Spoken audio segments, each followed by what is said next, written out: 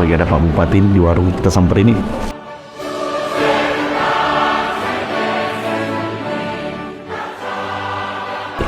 Ya Bapak, ya malam ganggu. Apa kabar Bapak? Baik. Apa kabar Ibu? Iya, Pak, saya dengar ada kabar Nia Selatan bakal jadi tuan rumah di perayaan Natal PDI Perjuangan. Apakah itu benar Pak ya?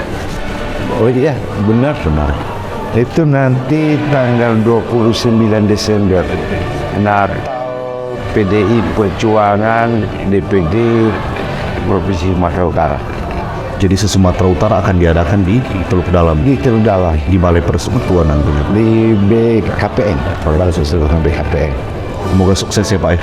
Jadi terima kasih. yang baik. Ya nanti dibantu disampaikan juga ke masyarakat ya supaya kegiatan Natal ini bisa rasa syukur kita kepada Tuhan dan bisa berjalan dengan baik. Nah, terima kasih. Terima kasih waktunya Pak. Terima kasih.